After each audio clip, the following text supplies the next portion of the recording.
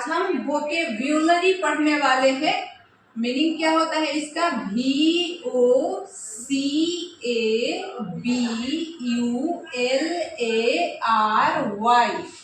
वोकेब्यूलरी। और इसमें हम सिनोनिम्स और एंटोनिम्स पढ़ेंगे। किसका? आज का हमारा वर्ड है इम्बेलिश। क्या वर्ड है हमारा? इम्बेलिश। इम्बेलिश, EMBELLISH,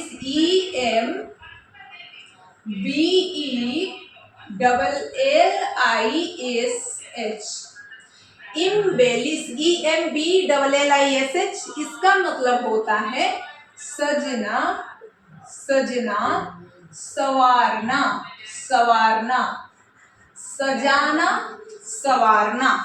क्या होता है? सजाना, संवारना, इम्बेलिश। अब इसको कैसे पढ़ेंगे? इम्बेलिश, श है ये सीटी वाला स नहीं है, जो दांत के बीच से बोलते हैं वो नहीं है, ये जो तालू से बोलते हैं श, SH को हमेशा श बोलते हैं। तो ये है इम्बेलिश। तो इम्बेलिश मतलब होता है सजना, संवारना। अब इम्बेलिश का जो सिनोनिम्स वर्ड है वो कौन कौन से हैं? क्योंकि हर जगह सजना संवारना के लिए हम इम्बेलिश नहीं बोलेंगे, या हम बहुत वर्ड का इस्तेमाल करते हैं डेकोरेशन। तो डेकोरेशन हम हमेशा तो नहीं बोल सकते। डेकोरेशन हम तब बोलते हैं ना जब घर को सजाया जाता है, पूरे घर को सजा दिया जाता है, तो उसे डेकोरेशन बोलते हैं। लेकिन हर चीज को सजाया जाता है। अब घोड़े को सजाया जा रहा है तो आप डेकोरेशन नहीं बोलेंगे, आप कैपेरिजन बोलेंगे। क्यों? क्योंकि घोड़े को सजाने के लिए अलग वर्ड है, उसे बोलते हैं कैपेरिजन। किसी भी जानवर को जब सजाया जाता है तो उसे बोलते हैं कैपेरिजन। तो देखिए, कैपेरिजन मतलब ही सजाना होता है, CAPA, कैपेरिजन, RISON। क्या है? CAPARISON। इसे बोलते हैं कैपेरिजन, कैपेरिजन, कैपेरिजन। तो देखिए, कैपेरिजन मतलब होता है सजाना, संवारना, किसी जानवर को सजाना। इसका मतलब क्या होता है?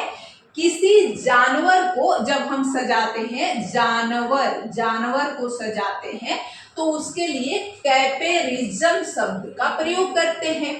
अब देखिए, तीसरा हमारा वर्ड है ऑर्नामेंट। ऑर्नामेंट क्या बोलते हैं? Ornament, ornament, ORNAMENT। यही मीनिंग होता है, ORNAMENT, ऑर्नामेंट। ऑर्नामेंट मतलब ही होता है सजाना।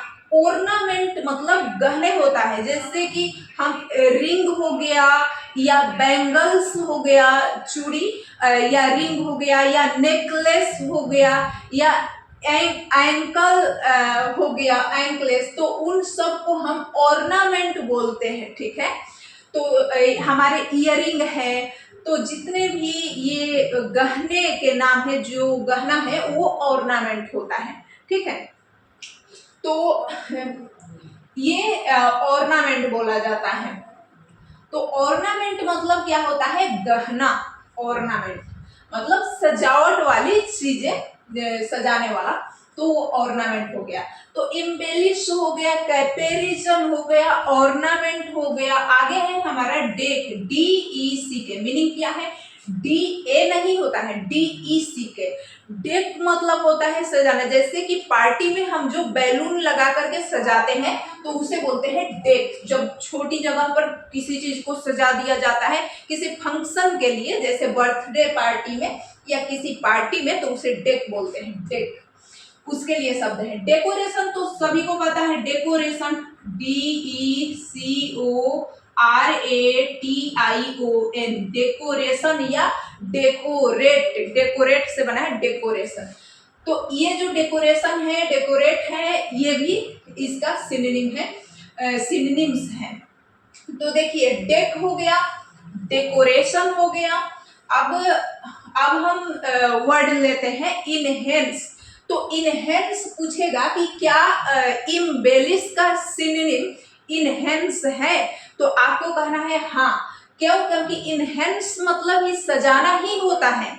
तो इनहेंस मतलब जैसे कि मान लीजिए कि कोई चीज है, उसको और हम थोड़ा बढ़ा चढ़ा के अच्छा बना दिए, तो हमने क्या किया, उसे और इनहेंस कर दिया, किसी चीज को और थोड़ा सा अच्छा कर दिया। तो देखिए अगर कोई भी चीज है, जैसे हम वीडियो बनाते हैं, तो उसमें थोड़ा कुछ और लिख करके उसे इनहेंस कर दिया जाता है और फिर उसे अपलोड किया जाता है। थोड़ा उसमें कुछ चेंजेस किए जाते हैं वीडियो में, जैसे थंबनेल लगाया जाता है। तो ये वीडियो को इनहेंस करने के लिए, ताकि अधिक लोगों तक पहुंचे, तो वो इनहेंस हो गया। तो इनहेंस का मीनिंग क्या होता है? ENHANCE, enhance. अब इनहेंस मतलब तो होता है सजाना, ये हो गया इनहेंस करना।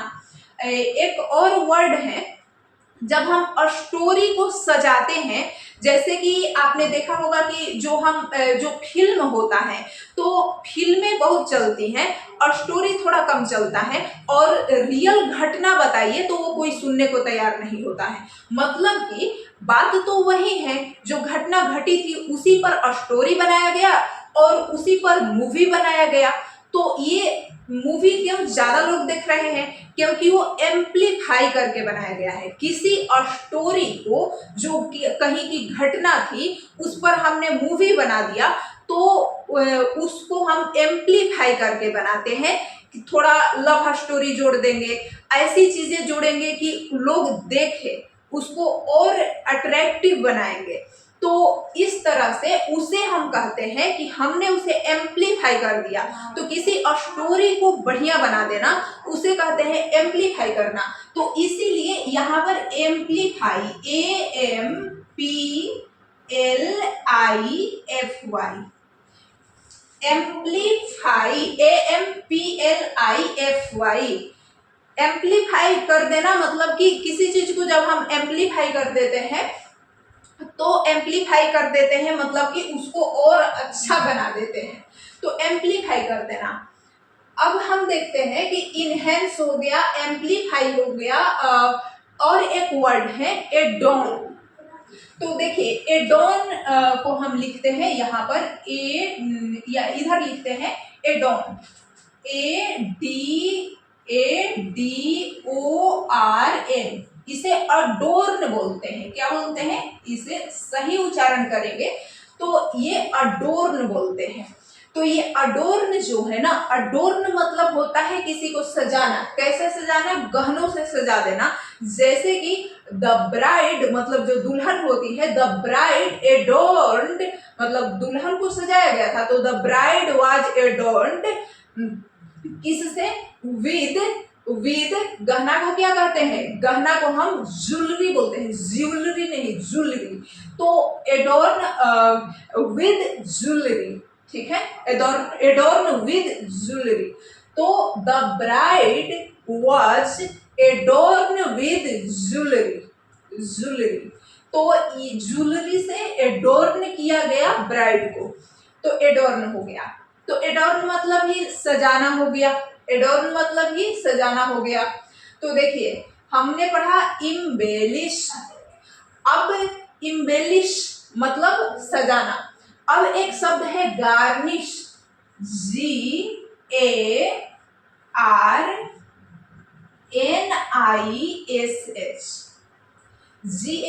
GARNISH, garnish. गार्निश किसी फूड को जब हम सजाते हैं, खाने पीने वाली चीज, मान लीजिए इसमें हमने खाने वाली चीजें रख दिया, इसमें मिठाइयाँ हमने रख दी और ड्राई फ्रूट डाल के ऊपर से जो छोटे छोटे टुकड़े काट करके बादाम और गड़ी के छोटे छोटे टुकड़े डाल दिए जाते हैं। और आपने देखा होगा जो बिग होटल होते हैं, तो बड़े बड़े होटल में ये बहुत अच्छा से गार्निश किया जाता है। तो ये जो है ना, ये गार्निश किया गया है। जब फूड को हम किसी को सजाते हैं, किसी फूड को सजाते हैं, खाने वाले चीजों को सजाते हैं, तो उसे गार्निश करना बोलते हैं। अगर किसी स्टोरी को सजा देते हैं तो उसे हम एम्प्लीफाई बोलते हैं। क्या बोलते हैं? एम्प्लीफाई कर दिया।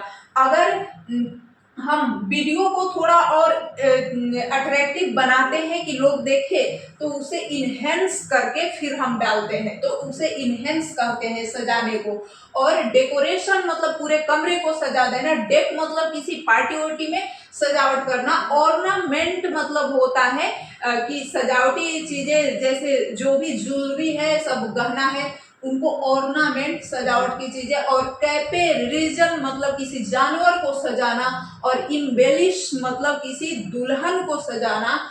एडोर्न मतलब कि गहनों से किसी को सजाना, किसी दुल्हन को या लड़की को गहने पहनने श्रृंगार करके जो सजाया जाता है, एडोर्न।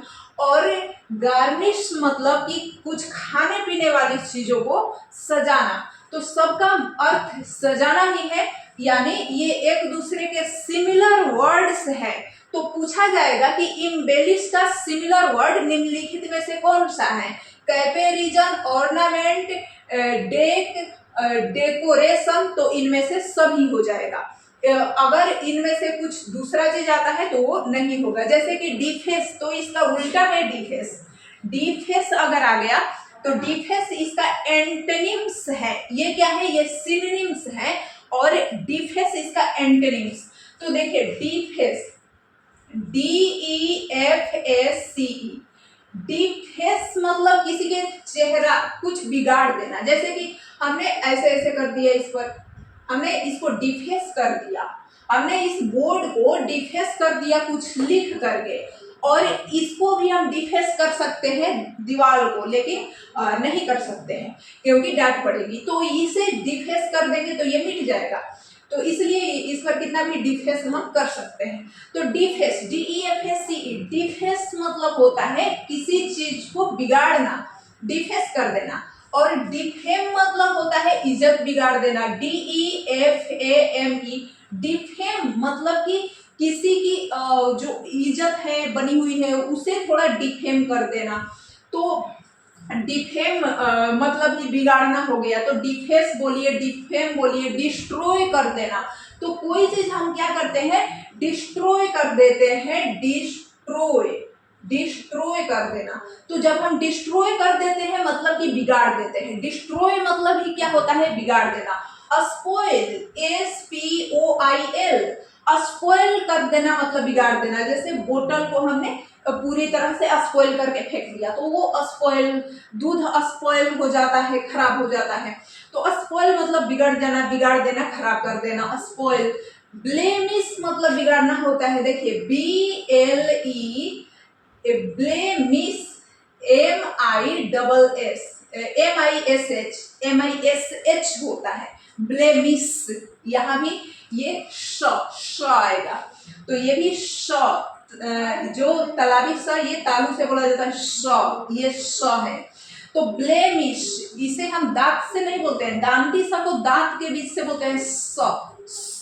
और इसे कैसे बोलते हैं? श, गर्म हवा बाहर निकलना चाहिए मुंह से, श। तो ये जो है ब्लेमिश, ये क्या है? ब्लेमिश। तो ब्लेमिश है, ये ब्लेमिश है। ब्लेमिश मतलब कि किसी चीज को बिगाड़ देना, ब्लेमिश कर देना। तो हमने ब्लेमिश कर दिया, मतलब चेहरा ब्लेमिश हो जाता है, कोई करता नहीं है। कुछ लोग क्रीम लगा लेते हैं तो भी हो जाता है, मतलब बिगड़ा हुआ चेहरा। अभी आप सर्च करेंगे गूगल पे जाकर ब्लेमिश, तो बिगड़ा हुआ चेहरा आएगा। तो ब्लेमिश, BLEMISH, ब्लेमिश मतलब बिगड़ा हुआ चेहरा, या कुछ भी बिगड़ जाता है तो उसे ब्लेमिश कहते हैं। खास करके चेहरा के लिए इस्तेमाल होता है, मतलब बिगड़ा हुआ चेहरा। इस चेहरे पर काफी दाग धब्बे हो गए तो इसे कहेंगे ब्लेमिश चेहरा। अब स्पॉइल है, ब्लेमिश है, डिफेस है, डिफेम है, डिस्ट्रॉय है, और बेलिटिल,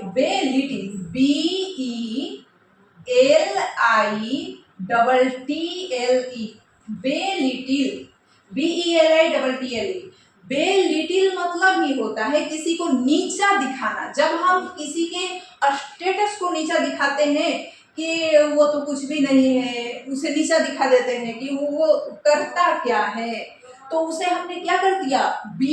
बेलिटिल कर दिया। जैसे कि हम अक्सर लोग महिलाओं को कहते हैं कि वो करती ही क्या है, तो पूरे दिन काम करने के बाद में भी क्या होता है, बेलिटिल, यानी कि यहाँ पर उसको नीचा दिखाने की कोशिश की जाती है समाज में। तो ये है बेलिटिल, समाज के लोग उसे क्या करते हैं, बेलिटिल करते हैं। तो बेलिटिल मतलब किसी को नीचा दिखाने की कोशिश करना, किसी काम को नीचा दिखाना कि ये करना मतलब कि कुछ नहीं करना है, तो ये है बेलिटिल।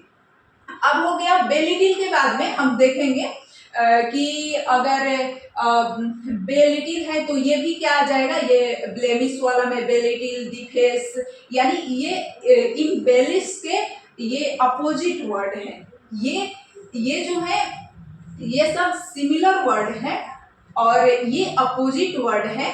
इसे हम सिनोनिम्स बोलते हैं कि एक ही जैसे शब्द, समानार्थी शब्द, और इसे एंटोनिम्स बोलते हैं, यानी ये विषम, ये उल्टा शब्द है।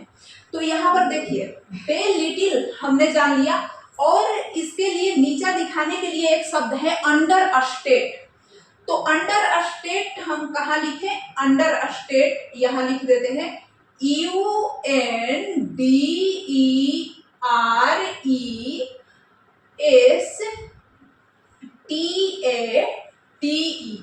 क्या है, UNDERESTATE, अंडर स्टेट कर देना, किसी के स्टेट को अंडर कर देना। अंडर स्टेट यानी नीचा दिखाने की कोशिश करना। जैसे कि हम किसानों को नीचा दिखाने की कोशिश करते हैं कि खेती करना मतलब जो किसान है वो उनको नीचा दिखाए, उनके काम को नीचा नीच दृष्टि से देखा जाता है, तो उसे हम कहते हैं कि उनके काम को अंडर स्टेट किया जाता है, जबकि कड़ी मेहनत वही करते हैं। तो यहाँ पर है अंडर स्टेट। और अंडर एस्टिमेट क्या है, तो हमारे देश में उसको इज्जत नहीं दिया जाता जो मेहनत करता है, बल्कि उसको ही इज्जत मिलती है जो अधिकतर जो मेहनत नहीं करते हैं। तो इसीलिए मेहनत करने वालों की इज्जत तो होती नहीं, तो देश इसीलिए विकसित भी नहीं हो रहा। तो देखिए अंडर स्टेट किया जा रहा है, लोगों को, काम करने वाले लोगों को, मेहनत करने वाले लोगों को यहाँ अंडर स्टेट किया जाता है। और जो लोग सरकारी जॉब में हैं वो थोड़े बहुत काम करके और वो बहुत सारे समय बचा लेते हैं और उनको अच्छा माना जाता है फिर भी। तो अंडर स्टेट वो ठीक से काम भी नहीं करते। तो अंडर स्टेट मतलब कि किसी को नीचा दिखाना, तो अंडर स्टेट करना। और अंडर एस्टिमेट एक होता है UNDERESTIMATE,